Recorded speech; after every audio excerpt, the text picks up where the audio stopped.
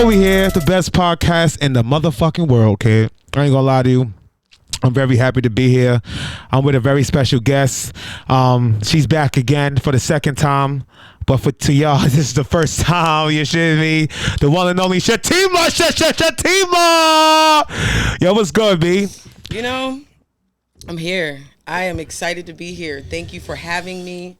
I just appreciate the invitation. You know, I'm very humbled. You know, I ain't gonna lie to you. Your name is Shatema, but you go by Schoolgirl. The one and only. The one and only, the only one. Only. You shitting me? Talk to me. How did you go about that? Listen, the Schoolgirl, you know, it's important to brand yourself, right? Right. Originally, the name just was dubbed on me, okay. Right? I used to come home from Virginia Union with my little schoolgirl. That's where you from, Virginia? No, actually, I'm from Harlem. Okay. Let's get it correct. Let's put some respect on that. My fault. Hello. Okay. But I went to school, HBCU. That's Virginia fire. Union University. That's fire. When I would come home, I'd be in the neighborhood. I'd be like, yo, hey, what up, schoolgirl? And I'm like, I liked it, you know? That's fucking fire. And when it came time to, like, make a Twitter name, you know what I mean? You want to go sense. in the bag. Like, I didn't really have, I was like, what should be the... And then it was just like the Schoolgirl. That's what's that up. Works. So what's up? All right. So tell me about yourself. Where did you start? How did you get into school? What did happen after you left school? What are you doing now? I want to know everything about you. Let's go. Let's do it. I wouldn't say my journey is within like education, being a student in the institution. Right.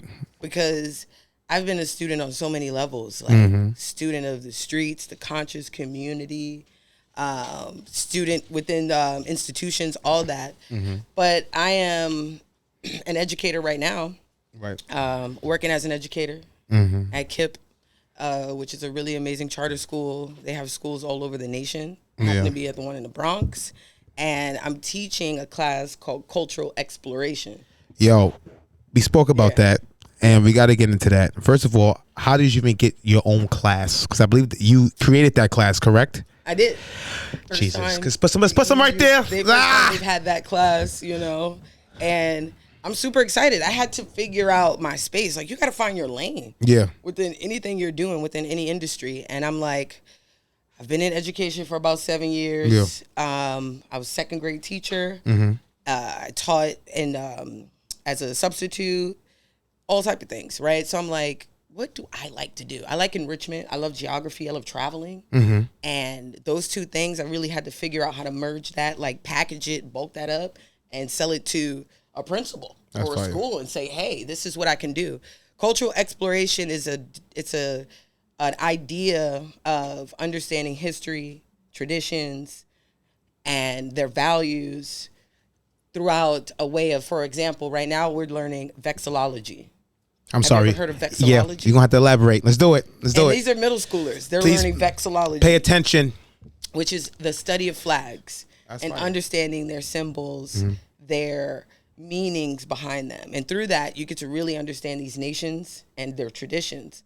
So now we get to embark on like Nordic flags, like Finland, right? They have that cross in it. You'll see that a lot. Yeah. And why they have these families together. Like, why do you always see the cross in a Nordic flag? What's a Nordic flag? Denmark, Sweden, Finland. You'll see that same symbol. You know, what does that mean? So we're getting depth into that. That's dope. That's dope. How did you take that outside the classroom? Exploration of cultures. Ooh. Listen, this summer I went to Africa. Oh, God. That is my best accent. Yes, my brothers and sisters. Hey. Amen. You know, like, being able to go to different countries and experience their cultures, bringing that back into the classroom. Right. I went to Ghana and I was able to do an amazing wellness event at a school there. I taught them tic-tac-toe. They didn't know the tic-tac-toe game, and we did like an extreme version of what that looked like. And those are some of my things and how I bring cultural exploration together. We went to Zanzibar, then flew over to East Africa, and were able to just really figure out how we want to incorporate community service in those areas. You know? So. And you did this with your non-for-profit? Yes, with the Schoolgirl Incorporated. You better know it. How did you start your own non-for-profit? Well, it's important to like do the paperwork, right? So you got the idea. You need to lock in the official things around that. So getting the LLC was the start. Right. And first, you got to just take yourself serious. You know, you got to commit to your word. If you're interested in doing something, do it. And that's really the reality. I wanted to figure out how I make my lane in the community, what would be the name of my business. And I'm like, you know what? The Schoolgirl is already lit. So I might as well just go with that. And from there, it's just the paperwork, the belief, having people that stand behind you, right? That 501(c) is important to incorporating yourself to get those tax exemptions. So, for example, flying to Africa for business is a tax deduction, right? Because I went there on a business opportunity, you know? So with that, I'm able to deduct that on my taxes. I'm writing that down. Write that down. Thanks. Little things like that. No, but yeah. Have you ever faced a challenge that you were appreciative of that helped you learn and grow from?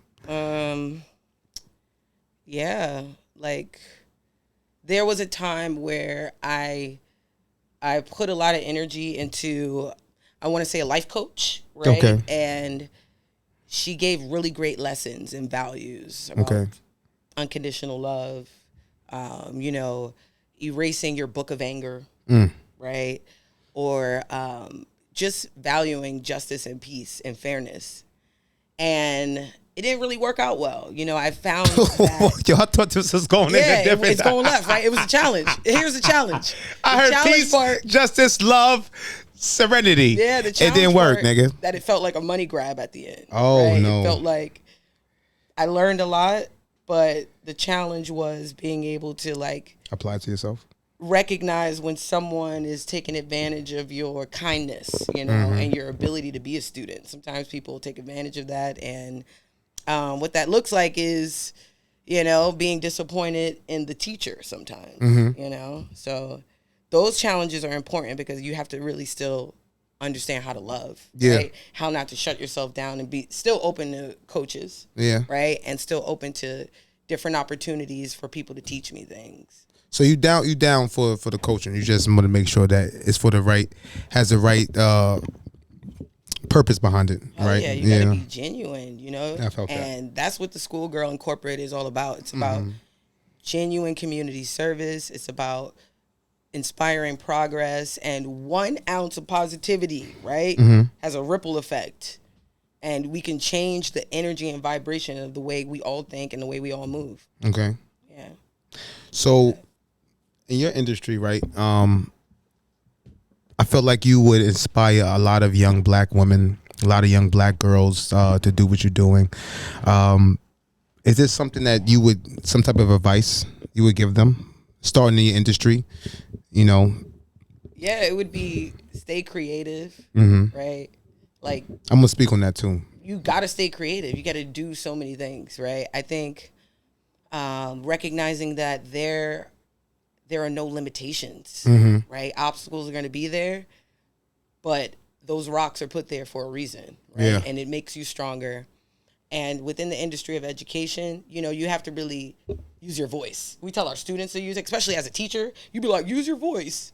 And then some teachers are in those professional developments not using their voice. They're not asking, what are other opportunities in this building that I could really like figure out how to get into? And that's the next lane for me, is to be a consultant within these schools. You know, take myself out the classroom, maybe bottle up what I'm doing right now and sell that thing. You know, in different areas. That's the goal. Do you find yourself when you find yourself having a creative block? What do? Do you take that time to, like, you know what, fuck it, I can't think of anything, or do you do something to get the creative juices flowing? I rest, OD. And back in the day, I probably, you know, do a little different things, maybe little shrooms here and there. Okay. That's a thing every now and then, but using it as in a medicative way. Intentional purpose. Way, not medicative. I don't think I made that up.